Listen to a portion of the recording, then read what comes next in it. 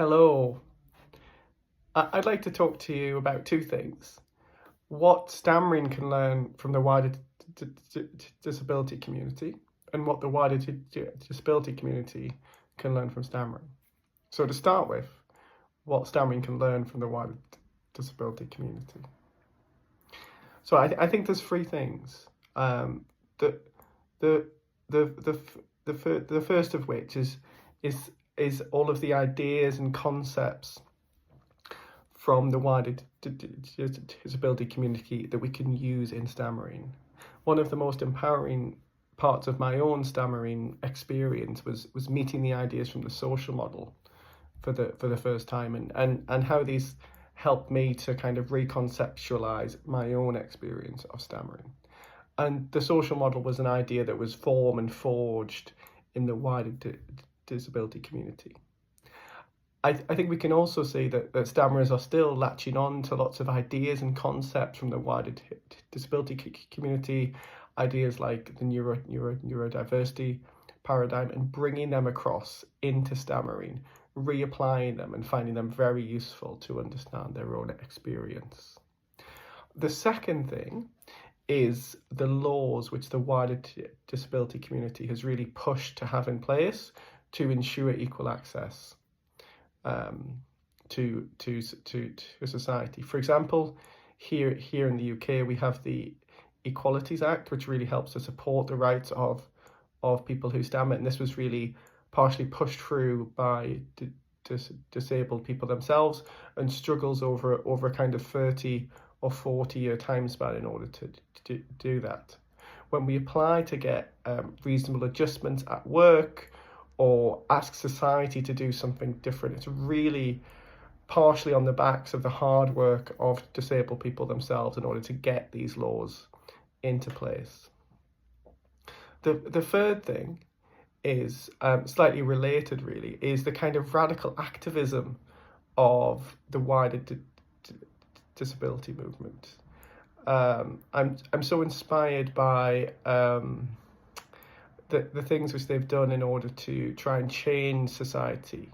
One which particularly sticks with me is the 504 sit-in, which was led by Judy Heumann, and that was an attempt to use sit-ins in order to prompt changes in the laws in America, in order to make society more open to disabled people, particularly around access to institutional buildings.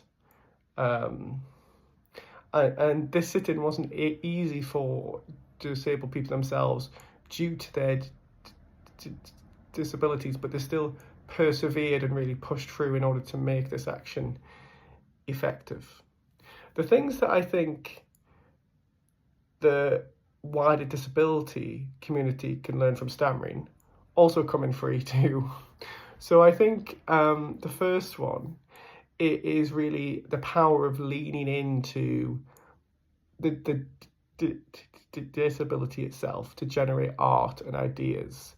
I think particularly of the work of Jerome Ellis and Connor Foran in using their stammer as part of their musical art for Jerome and their visual art for Connor, and how empowering and creative that's been, and how much space that has opened up. And the second point is slightly similar to this, in that one journey many people who stammer go on is from a position of hiding their stammer to being a lot more open about it.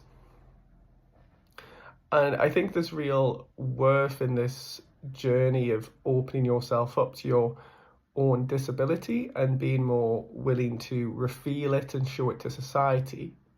That could be a benefit to the wider disability community, in that people who stammer have a really deep and rich experience of this process, the difficulties, its challenges, but also how much empowerment it can bring and how beneficial it can be for your psychological health too.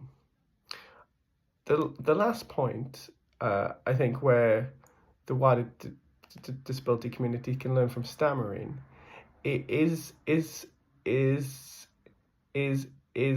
fact that many of the professionals who seek to help people who stammer are sometimes stammers themselves. I'm talking about speech and language therapists, and particularly thinking about people like Van Riper and Sheehan, who really helped to create and structure many of the modern therapies people who stammer do.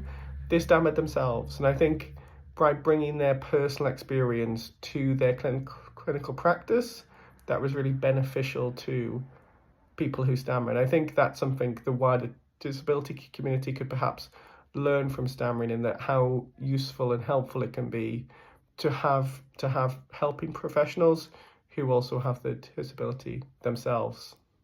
Thank you. I hope this was useful.